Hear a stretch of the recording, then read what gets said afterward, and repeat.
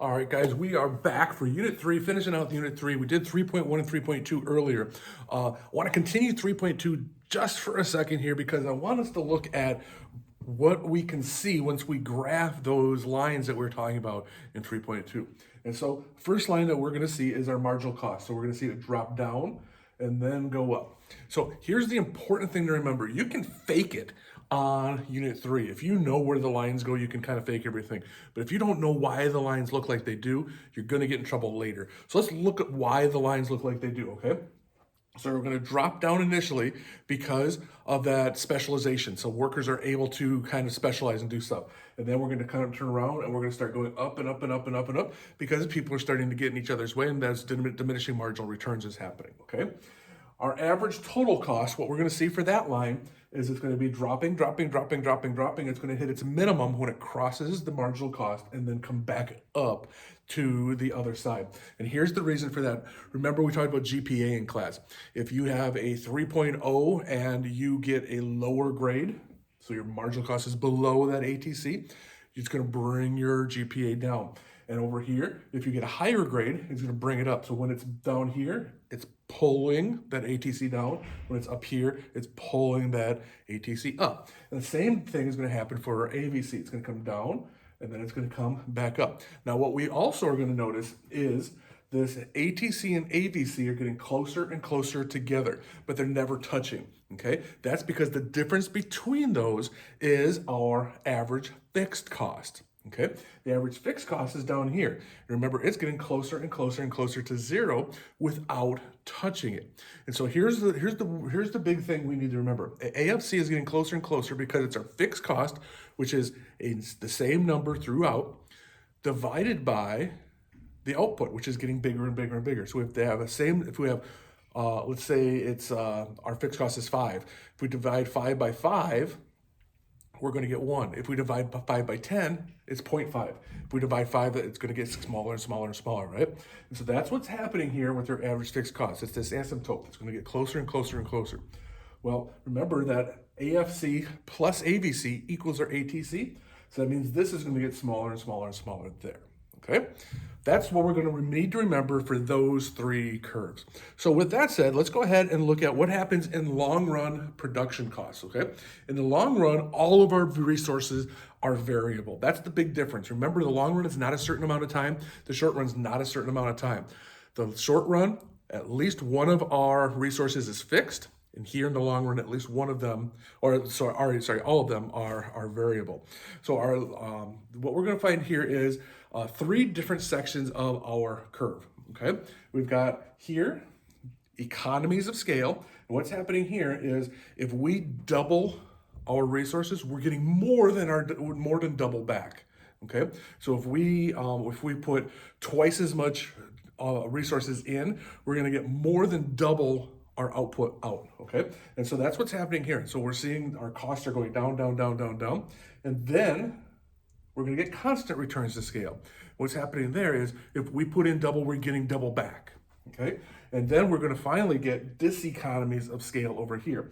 And so diseconomies of scale, if we put double in, we're maybe getting half of our output back, okay? We're not getting as much back. It's going to be costing us more and more.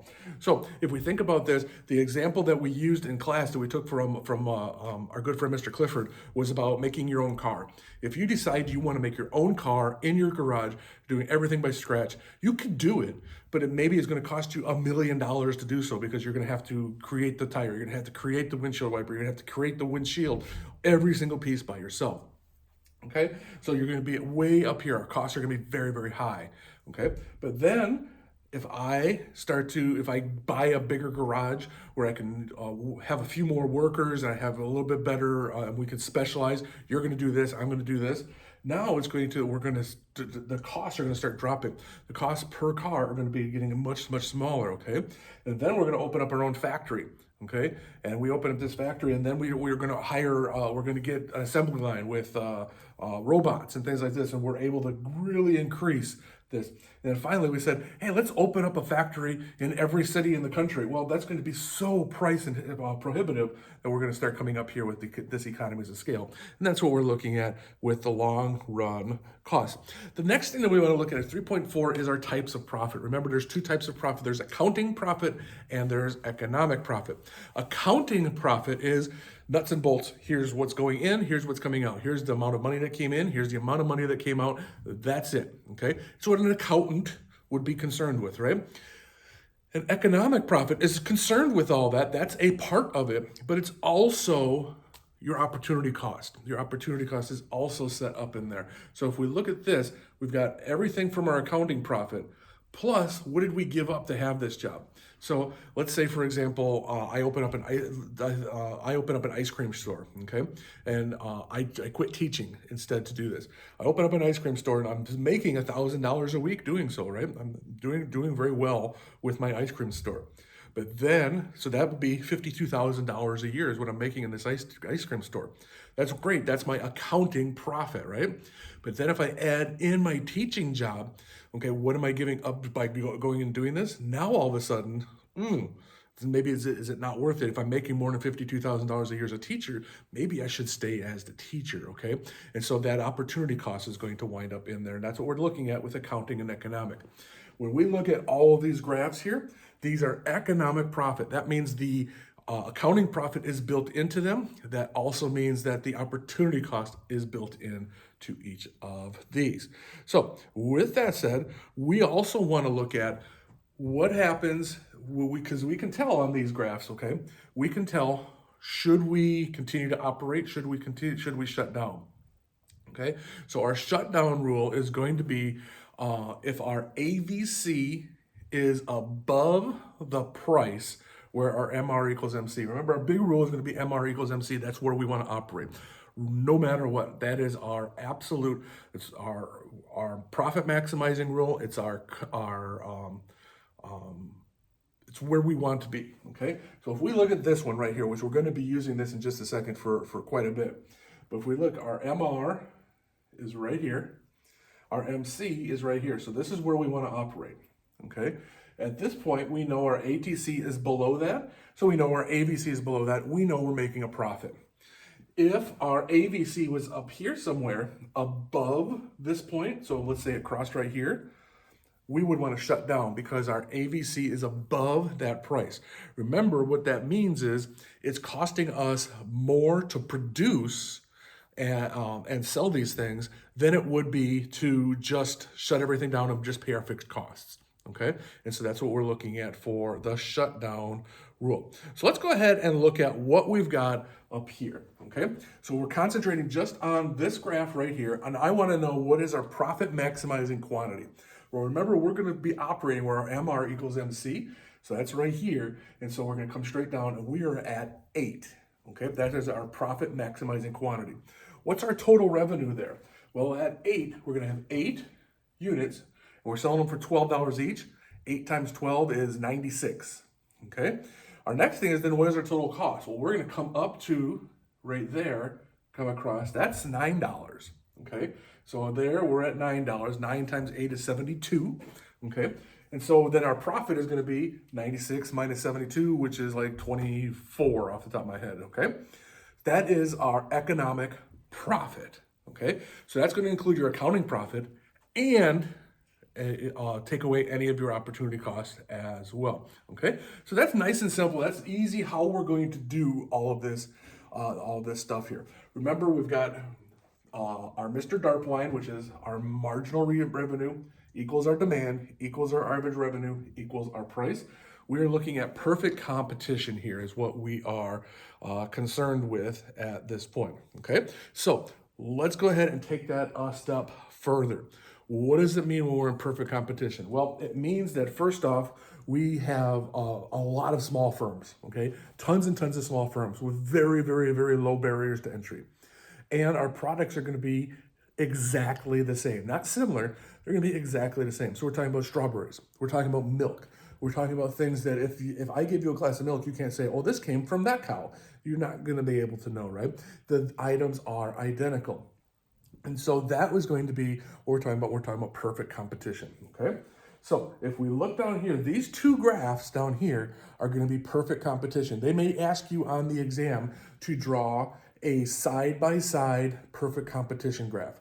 What you're going to do is you've got the industry on this side. Okay, this is the whole milk industry. This is not just your company. This is every milk company. Okay, what we see is we've got our demands curve and we've got our supply curve, just like we normally would have for any industry. Okay, we can find our equilibrium quantity. We can find our equilibrium price. What we care about right here, though, is the equilibrium price, because that price is going to transfer over to here. Okay, that price is going to come over there because we're price takers. The industry is going to set our price. And so that's going to go straight on over. That's our Mr. DARP line, MR equals D equals AR equals P. Okay, so we're going to take that price over there. Now, our marginal cost curve is going to whoosh right through there. Okay, and then our average total cost is going to go right through there. Okay, so what we're looking at here, because our average total cost is below the price where our MR equals MC, we are making a profit. And that green box there is our profit.